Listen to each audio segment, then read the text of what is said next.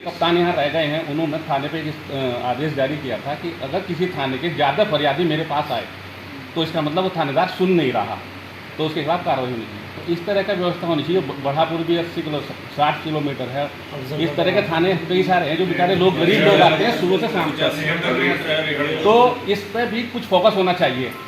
आपके यहाँ अब आप बैठे हैं, आपके यहाँ आज ही आप कम से कम 100-150 फरियादी आ जाएंगे। कप्तान साहब रहे पुराने वाले, बहुत अच्छी जन सुनवाई उन्होंने करी, इसमें कोई कहने की कोई बात नहीं। लेकिन उसके बावजूद भी वो खुद परेशान थे कि इतने फरियादी आ कहाँ से रहे हैं। थाने में कोई नहीं जा रहा, सीओ के कोई नहीं जा रहा, एडिशनल के कोई नहीं जा रहा।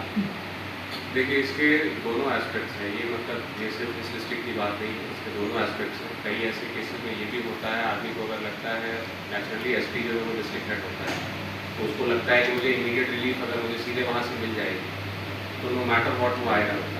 तो कहीं ना कहीं मुझे वो डिस्टिंग्विश भी करना है। तो दोनों चीज़ें, अगर मान लीजिए कंसिस्टेंटली किसी थाने पर जन सुनवाई नहीं हो रही है तो नेचुरली वहाँ पर वो पनिशमेंट के थानेदार हो।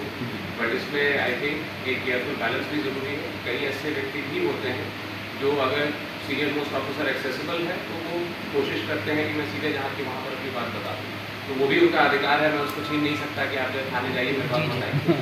तो आई थिंक उसमें मैं बैलेंस रखने की कोशिश करूँगा, और यदि कोई लापरवाही होती है तो डेफिनेटली।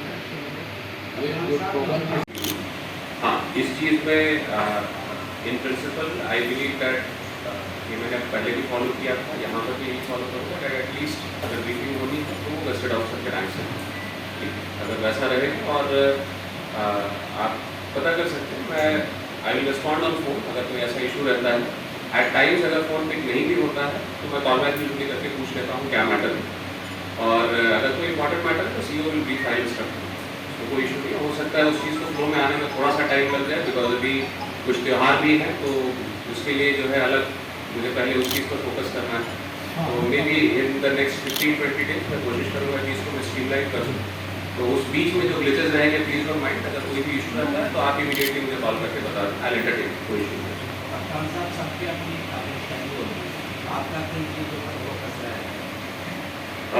देखिए, फर्स्ट इम्पॉर्टेंट चीज़ तो यही है कि कंप्लेंट्स अटेंड किए जाएँ, because it's a big district, तो कंप्लेंट की संख्याएँ भी काफ़ी ज़्यादा होंगी। और मेरा पहला फोकस यही है कि अगर किसी की शिकायत है तो वो थाने लेवल पर फर्स्ट ऑफ ऑल अटेंड हो, बिकॉज हेडक्वार्टर्स दूर हैं। तो इस बेसिस पे थानों का इवैल्यूएशन भी होगा कि कहाँ से कितने लोगों को जो है सामान्य कंप्लेंट्स में जो है हेडक्वार्टर्स पे आना पड़ रहा है या फिर सीनियर ऑफिसर्स के पास आना पड़ रहा है। दूसरी चीज़ ये है कि corruption will be absolutely not tolerated. किसी प्रकार का यदि इंसिडेंट होता है और अगर कोई भी इस प्रकार की शिकायत आती है, विल गेट इट इंक्वायर्ड, और यदि इंक्वायरी में वो बात सत्य पाई जाती है तो जो कड़ी कार्रवाई हो सकती है वो होगी। इसके अलावा जो जितना मैं यहाँ के क्राइम प्रोफाइल को जो फिलहाल मैंने देखा है, यहाँ पर बॉडी ऑफेंसेस मैंने ज़्यादा देखे as compared to property offences. तो आई थिंक मुझे जो है ये समझना चाहिए, कोशिश करना चाहिए कि उसके क्या कारण है, क्या पर्टिकुलरली रीजन्स हैं कि क्यों बॉडी ऑफेंसेस ज़्यादा है, तो उस पर काम करने का प्रयास करूँगा। और property offences including other crime मैं बहुत सीरियसली लेता हूँ। तो 112 के इवेंट्स को आई थिंक पहले भी यहाँ फॉलो किया जाता रहा है, और मेरी भी कार्यशैली में वो चीज़ मैंने इंक्लूड करने की कोशिश की है।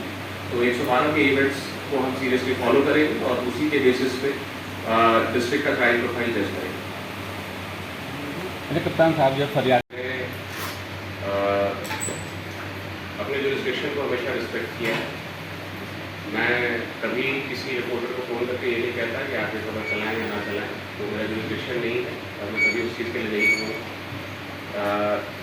मैं बस एक एक्सपेक्टेशन रखता हूँ कि अगर कोई सेंसिटिव न्यूज़ है तो आप एक बार if possible please confirm, get our version, so that हमारा वर्जन भी उसमें रिप्रेजेंट हो जाए। That is the only thing I expect. और आई एम श्योर कि मैंने 2 साल शामली भी बगल में ही है, तो मैंने कभी देखा नहीं कि कोई रिस्पॉन्सिबल न्यूज़ या इस तरह की कोई चीज़ मैंने देखी नहीं, तो मैं उसका कोई कमेंट भी नहीं करूँगा। और आपको अगर कुछ प्रश्न करना हो तो जरूर।